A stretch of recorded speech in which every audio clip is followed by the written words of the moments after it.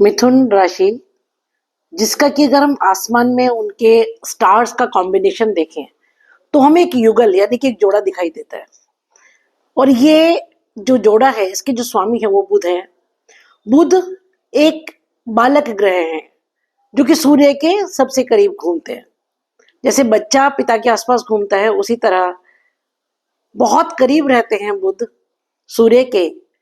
इसीलिए जो लोग मिथुन राशि के होते हैं उनका बालक जैसा स्वभाव, बालक जैसा यंग चेहरा, उनकी सोच भी बहुत यूथफुल होती है।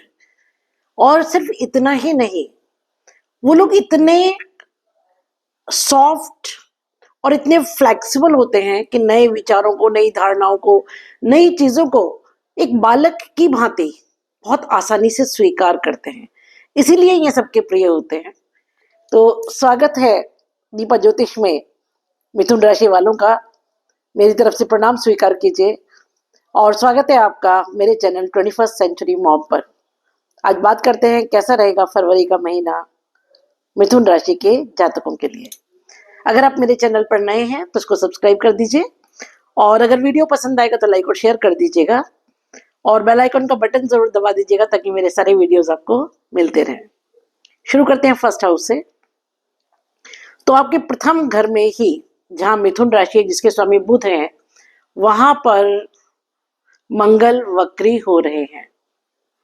अब देखिए, मंगल इसके पहले नीच के थे तो कर्क से उनको आगे बढ़ना था, सिंह में जाना था, लेकिन वापस लौट करके फर्स्ट हाउस में आ गए हैं।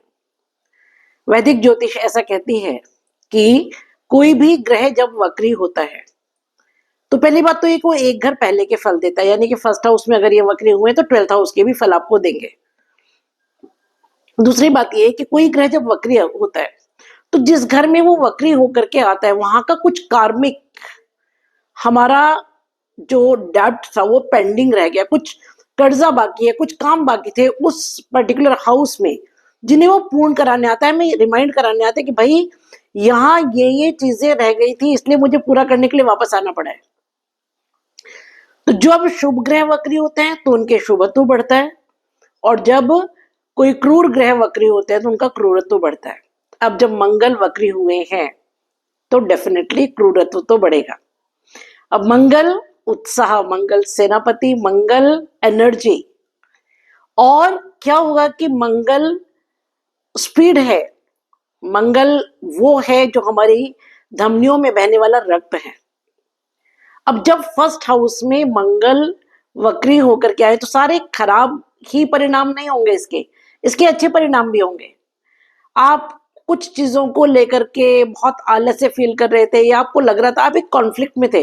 वैसे भी मिथुन वाले आराम से कुछ डिसीजंस ले नहीं पाते हैं, बहुत डबल माइंडेड होते हैं बहुत सारी चीजों को लेकर के।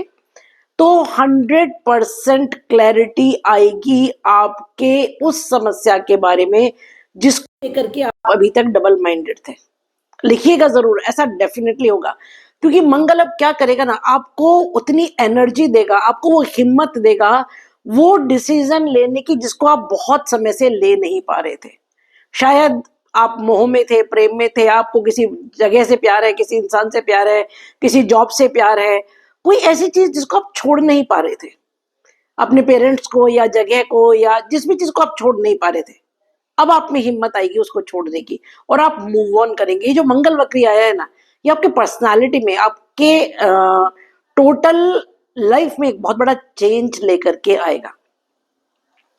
थोड़ा सा चोट फेट से बचिएगा, व्हीकल्स थोड़ा सा संभाल करके चलाइएगा, उसका ख्याल आपको रखना पड़ेगा।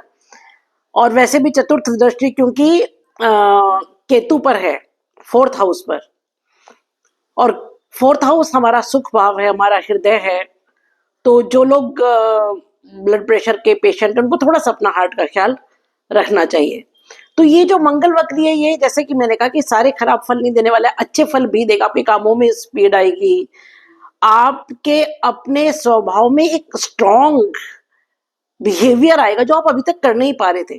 कोई आपको एक्सप्लॉइट कर रहा था, वो कोई भी हो सकता है, फैमिली में, आपके वर्क प्लेस पर, आपके सोसाइटी में या पॉलिटिक्स में, कहीं भी, कोई भी। अब आप उसके अगेंस्ट स्टैंड ले पाएंगे, बहुत स्ट्रांगली अपनी बातों को रख पाएंगे और एक डिसीजन लेकर के मूव कर पाएंगे। बात करें दूसरे घर की, तो दूसरे घर में कर्क राशि जिसके स्वामी चंद्रमा है, यहाँ पर बुध की 11 फरवरी तक और सूर्य की 13 फरवरी तक पूर्ण सप्तम दृष्टि है। दूसरा घर हमारी वाणी, हमारा कुटुंब, हमारा खान पान और धन का संचय। तो अष्टम में बैठ करके बुध और सूर्य जब पूर्ण दृष्टि से इसको देखेंगे सेकेंड हाउस को, तो बुधादित्य योग बनेगा अष्टम में, मगर उसका प्रभाव होगा सेकेंड हाउस में। कुटुंब में कोई अच्छी खबर, कोई शुभ काम, धन आएगा और उसका संचय भी होगा। उसके अलावा आप वाणी को बड़ा डिप्लोमेटिकली बैलेंस करेंगे आप, क्योंकि सूर्य अहंकार और बुध मिठास। राजा और बच्चा इकट्ठे गए हैं एक जगह किसी प्लेस को विजिट करने, एक डांटेगा दूसरा पुचकारेगा, तो आप बहुत डिप्लोमेटिकली परिवार में, परिवार के बाहर चीजों को हैंडल कर पाएंगे और अपने मनी को एक बैलेंस कर पाएंगे। आप ना पूरा खर्चा करेंगे, ना पूरा उठा के अंदर रखेंगे। वाणी बहुत मधुर हो जाएगी। खान पान का थोड़ा सा ख्याल रखिए। बात करें तीसरे भाव की, तो तीसरे भाव में सिंह राशि जिसके स्वामी सूर्य है, नवम भाव में बैठ करके अपनी ही राशि को देख रहे हैं, पराक्रम भाव को। देखिए, मैं एक बात हमेशा कहती हूँ कि जब किसी हॉरोस्कोप में कोई एक चीज होनी होती है, तो बहुत सारे घर, बहुत सारे हाउसेस, बहुत सारी प्लैनेटरी पोजीशंस एक ही चीज को इंडिकेट करती हैं। अब जब सूर्य भाग्य भाव में बैठ करके पराक्रम भाव को देखेंगे, अपनी खुद की राशि को, तो अपने ही पराक्रम से भाग्योदय, आप में वो हिम्मत आ जाएगी जिस हिम्मत से आप अभी तक दूर भाग रहे थे। कोई बहुत बोल्ड स्टेप आप इस समय लेंगे। आपको किसी जॉब से रिजाइन करना है, आप किसी गलत इंसान के साथ फंसे हुए हैं वहां से निकलना है, किसी प्लेस को छोड़ना है। पराक्रम आपका, कम्युनिकेशन, और बहुत स्ट्रांगली कम्युनिकेट कर पाएंगे आप। क्यों? क्योंकि राजा कड़क भाषा में, ओजपूर्ण, तेजपूर्ण, बड़ी स्ट्रांग लैंग्वेज में, स्ट्रांग वाणी में अब आप बात कर पाएंगे और कम्युनिकेट कर पाएंगे अपनी चीजों को, और उनको मनवाएंगे, और उससे आपका भाग्योदय होगा। यहां पर शनि की भी 7th दृष्टि है। तो शनि डिसिप्लिन, शनि डिले, बहुत समय से शनि डिले करते थे, मगर अब शनि जा रहे हैं। 29 मार्च को शनि आपके नवम भाव से दशम भाव में चले जाएंगे। तो जब मैं भाग्य भाव पर आऊंगी तो डिस्कस करूंगी। जाते हुए शनि आपको बहुत कुछ दे करके जाएंगे। तो जो शनि की पूर्ण दृष्टि पराक्रम भाव पर अभी तक थी 2.5 साल से, ये आपको कोई ऐसा बड़ा डिसीजन लेने से रोक रही थी जो आप लेना तो चाहते थे। आपको मालूम था कि आप जहां हैं वहां गलत जगह पर हैं, पर आप उससे निकल नहीं पा रहे थे। तो अब जब शनि यहां से जा रहे हैं तो कमजोर हो गए। वैसे भी शनि जाते समय कोई गिफ्ट, कोई उपहार दे करके जाते हैं। आपके भाग्य भाव में थे, तो भाग्य से रिलेटेड कोई बहुत बड़ा काम फरवरी मार्च के अंदर होना चाहिए। 29 मार्च को जाएंगे। कोई बड़ा प्लेनेट जब मूव करता है एक राशि से दूसरी राशि में, बड़े ग्रहों से मेरा मतलब है राहु, केतु, बृहस्पति, शनि, तो क्या होता है कि लगभग 45 दिन पहले हमें उनके परिणाम दिखने शुरू हो जाते हैं। तो 29 मार्च को क्योंकि ये ट्रांजिट है, तो फरवरी मिड में आपको पता लगना शुरू हो जाएगा कि क्या परिणाम आपको मिल रहे हैं। बात करें चतुर्थ भाव की, तो चतुर्थ भाव में केतु हैं, जहां पर कि मंगल की चतुर्थ, राहु की 7th और शुक्र की पूर्ण संजीवनी दृष्टि है, तब जब शुक्र दशम भाव में उच्च के हो रहे हैं, और बृहस्पति की पंचम दृष्टि है। चतुर्थ भाव माता, सुख, भूमि, भवन, वाहन, आपका पेरेंटल प्लेस, तो कुछ बहुत अच्छा इस घर में होगा, क्योंकि शुक्र की पूर्ण दृष्टि, संजीवनी दृष्टि।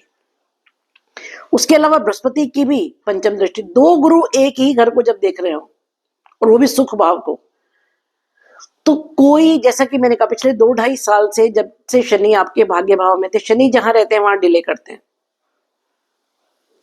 तो डिले जो चल रहा था भाग्य भाव में, सुख में जो डिले हो रहा था, अब वो फरवरी या मार्च के महीने में कोई बहुत बड़ी गुड न्यूज आपको आपके सुख से रिलेटेड मिलनी चाहिए। माता का उत्थान होगा, माता को लाभ होगा, माता से आपको लाभ होगा, आपके पेरेंटल प्लेस पर कोई बड़ी चीज होगी।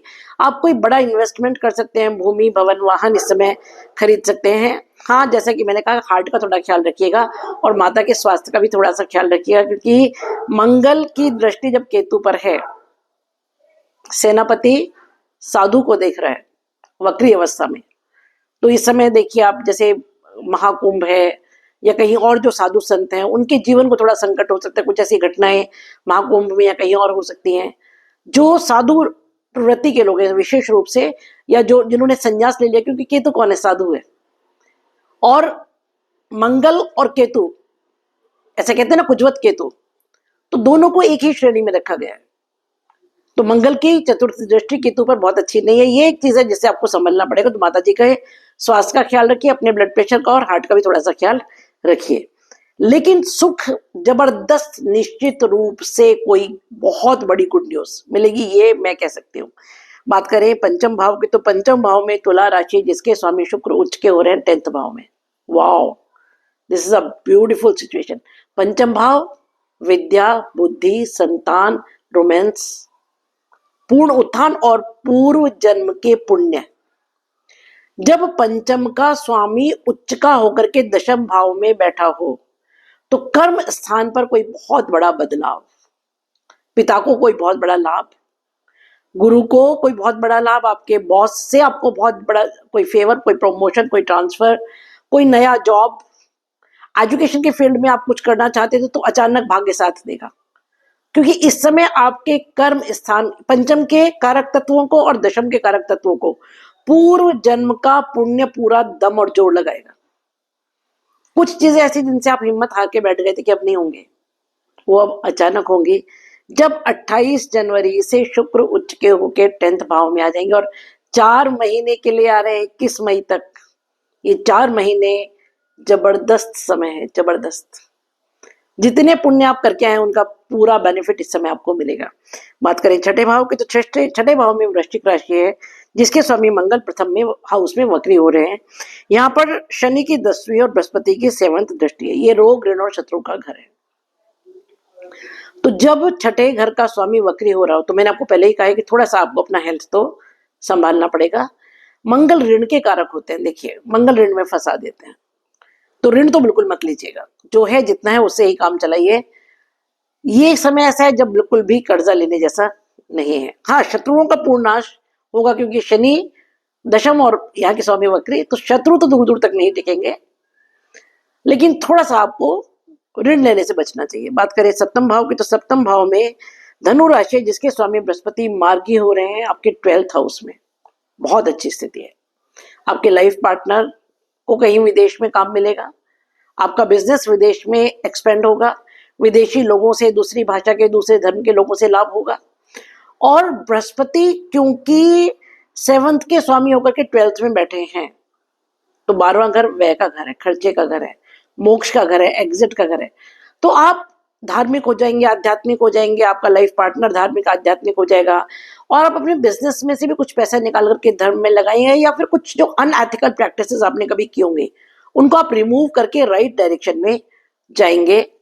और तीनों चीजों में जो 7th हाउस की कारक है, यानी कि लाइफ पार्टनर, बिजनेस पार्टनर और बिजनेस, इन तीनों में जो पहले समय प्रॉब्लम्स आ रही थी वो रेक्टिफाई होंगी, क्योंकि जब बृहस्पति वक्री थे तब उन्होंने कुछ करेक्शंस किए थे। अब जब 4 फरवरी से मार्गी होंगे तो अचानक वो चीजें जो बिगड़ी हुई थी वो सुधरेंगी। पति पत्नी के संबंध सुधरेंगे, बिजनेस पार्टनर से संबंध सुधरेंगे, और बिजनेस में जो प्रॉब्लम्स आ रही थी अचानक वो प्रॉब्लम्स दूर होंगी और बहुत स्मूथली काम चलेगा। और विदेश से लाभ, दूसरे भाषा, दूसरे धर्म के लोगों से आपको लाभ होगा। कोर्ट कचहरी के कोई मामले अगर उलझे हुए थे उनमें रिलीफ होगा, अस्पताल के कोई मामले थे उनमें रिलीफ होगा। ये सारी चीजें, और सिर्फ इतना ही नहीं है, ये जो समय है ये ऐसा होगा कि आप बहुत आध्यात्मिक हो जाएंगे, और ये समय आपके एग्जिट को, पृथ्वी से एग्जिट को बहुत इजी कर देगा। बात करें अष्टम भाव की, तो अष्टम भाव में बुध और सूर्य हैं। 11 फरवरी तक बुध है और 13 फरवरी तक सूर्य यहाँ पर है। मंगल की यहाँ पर अष्टम दृष्टि है। देखिए सूर्य जब भी अष्टम में आते हैं, अष्टम पाताल, अष्टम अंधेरा, अष्टम रंध्र, अष्टम रहस्य, अष्टम गुप्त धन, गुप्त चीजें, गुप्त ज्ञान। तो सूर्य जब यहाँ आते हैं अंधेरे में तो क्या करते हैं, अंधेरे को प्रकाशित करते हैं। पाताल में रोशनी, पाताल में लाइट, पाताल इस घर को एक्टिवेट करते हैं। और ऊपर से मंगल की अष्टम दृष्टि भी है। तो 2 अग्नि ग्रह जब अष्टम को देखेंगे, एक बैठा हुआ है दूसरा देख रहा है, तो क्या होगा, ये घर एक्टिवेट हो जाएगा। ससुराल से लाभ, इंश्योरेंस से लाभ, कोई ऐसा धन जिसके बारे में आप जानते नहीं थे, गुप्त धन, या कोई ऐसा ज्ञान जिसके बारे में आप नहीं जानते थे, आप कोई रिसर्च कर रहे थे, ऑकल्ट में हैं, आप आर्कियोलॉजी में हैं, आप स्पाई हैं, तो कुछ ऐसे सीक्रेट्स, कुछ ऐसी चीजें जो आपको बेनिफिट करेंगे वो आप जान पाएंगे, ऐसा कुछ प्राप्ति होगी यहाँ से। बात करें नवम भाव की, तो नवम भाव में बुध और सूर्य, बुध आएंगे 11 फरवरी से, सूर्य आएंगे 13 फरवरी से, और शनि यहाँ से जा रहे हैं। तो जाते हुए शनि भाग्य भाव का भला करके जाएंगे। कोई ऐसा काम जो अटका हुआ था वो अब भाग्य से होगा। और सूर्य यहाँ पर कारक है, हालांकि शनि के घर में है, पिता पुत्र शत्रु है, लेकिन उसके बावजूद सूर्य और बुध यहाँ पर रह करके जब शनि के साथ होंगे तो कोई बहुत बड़ा अटका हुआ काम अब पूरा होगा। बहुत समय से आप इंतजार कर रहे थे, आप थक गए थे कि अब भाग्य साथ नहीं देगा, अब तो होगा ही नहीं। शनि जाते हुए जितना डिले 2.5 साल में किया था, जितना आपको रुलाया था, जितना दुख दिया था, उसकी सारी भरपाई अब करके जाएंगे। बात करें दशम भाव की, तो दशम भाव में राहु है और शुक्र यहाँ पर उच्च के हैं 28 जनवरी से लेकर के 21 मई तक, 4 महीने के लिए। तो राहु 10 में, दुनिया बस में। राहु 10th हाउस में प्लेसमेंट, 3, 6, 10 और 11, इन 4 घरों में राहु को बहुत अच्छा माना जाता है। तो वर्क प्लेस पर राहु काफी समय से हैं, मई में ट्रांजिट करेंगे, तब 100% आपका वर्क प्लेस चेंज कराएंगे। मई में जब मैं मई का वीडियो बनाऊंगी तब आपको बताऊंगी, पर प्रिपेयर्ड रहिए उसके लिए, क्योंकि राहु जब वर्क प्लेस से 11th हाउस में आएंगे तो जॉब या वर्क प्लेस आपका चेंज कराएंगे, उसके लिए तैयार रहिएगा। पर जब तक यहाँ पर है राहु और शुक्र इकट्ठे, आप साम दाम दंड भेद चारों का प्रयोग करेंगे, नियम कानून भूल जाएंगे, सारे मर्यादाएं तोड़ देंगे और अपनी सक्सेस के लिए आप सारे रास्तों का प्रयोग करेंगे। पर सक्सेस डेफिनेटली मिलेगी, क्योंकि शुक्र यहाँ उच्च के हैं, सरकार से लाभ, बॉस से लाभ, कोई अनइमेजिनेबल सक्सेस, क्योंकि राहु तो बाउंड्रीज मानता ही नहीं है ना। राहु तो ऐसा है, वो पूरे ब्रह्मांड को निगल जाने के बाद कहता है अभी मिला क्या है। तो बहुत एम्बिशियस हो जाएंगे आप, हद से ज्यादा एम्बिशियस, जितना मिलेगा उससे भी संतुष्ट नहीं होंगे और पाने की कोशिश करेंगे, लेकिन वो मिलेगा जरूर, क्योंकि शुक्र प्रेम का कारक, वैभव का कारक, संतति का कारक यहाँ पर बैठा हुआ है। आपको तो फायदा होगा ही, आपके लाइफ पार्टनर को भी फायदा होगा इस समय। बात करें 11वें भाव की, तो 11वें भाव में मेष राशि है, जिसके स्वामी मंगल वक्री हैं आपके फर्स्ट हाउस में। 11वां भाव आपका लाभ और इच्छा पूर्ति। तो जब आप फर्स्ट हाउस में जो रिपेयरिंग करने मंगल आया है, जहां कह रहे हैं भाई यहाँ गलतियां रह गई थी, यहाँ तुमने ठीक नहीं किया था, इसको सुधार लो, तो जब आप उसको सुधार लेंगे उसके बाद ही आपका लाभ और इच्छा पूर्ति होगा। और वो जल्दी ही हो जाएगा, क्योंकि शनि भी जा रहे हैं, मंगल भी वक्री बहुत ज्यादा समय तक नहीं रहेंगे, फरवरी एंड में मंगल मार्गी हो जाएंगे। तो फरवरी का महीना ऐसा है कि जहां जहां जो जो रेक्टिफिकेशन थोड़ा बहुत बाकी है वो हो करके आपको फरवरी एंड तक, क्योंकि वैसे भी मार्च में शनि जा रहे हैं, तो फरवरी और मार्च का समय ऐसा होगा जो आपकी लाइफ में कोई बहुत बड़ा ट्रांसफॉर्मेशन लेकर के आएगा। बात करें 12वें घर की, तो 12वें घर की वल्ले वल्ले है, बृहस्पति देवताओं के गुरु, एक गुरु दूसरे गुरु के घर में बैठा हुआ है, शुक्र के घर में बैठे हुए हैं बृहस्पति। तो एक अच्छी बात यह है कि आप पूजा पाठी होंगे, आध्यात्मिक होंगे, तरीके से काम करेंगे, और इस समय जो काम आप करेंगे वो इतने पुण्य होंगे कि वो आपके पृथ्वी से एग्जिट में फायदा करेंगे। जो खर्चा आप इस समय करेंगे वो वेस्ट नहीं जाएगा, क्योंकि दोनों गुरु यही बैठे हुए हैं व्यय के घर में। तो जो खर्चा करवाएंगे वो इन्वेस्टमेंट होगा, उसके आपको लॉन्ग टर्म बेनिफिट्स मिलेंगे। ये है मेरी रीडिंग्स इस महीने के बारे में। मंगल वक्री है, हनुमान चालीसा तो जरूर से कीजिए। उसके अलावा राहु के लिए सरस्वती पूजा कर लीजिए, और आपको हरी वस्तुओं का दान करना चाहिए। जो ट्रांसजेंडर्स हैं उनको ग्रीन जो मूंग की साबुत दाल है वो दे सकते हैं, ग्रीन क्लोथ्स, ग्रीन बैंगल्स दे सकते हैं, और कबूतरों को अगर हो सके तो बाजरा दीजिए। ये चीजें हैं जो आप अगर करेंगे तो आपको बहुत बेनिफिट होगा। वीडियो पसंद आया तो लाइक कीजिए, शेयर कीजिए, सब्सक्राइब कीजिए, और बेल आइकन का बटन जरूर दबा दीजिए। फिर बहुत शिकायतें करते हैं आप लोग कि मैडम ये वीडियो पोस्ट नहीं किया, वो वीडियो पोस्ट नहीं किया। मिलते हैं एक ऐसे वीडियो के लिए। Stay happy, stay blessed.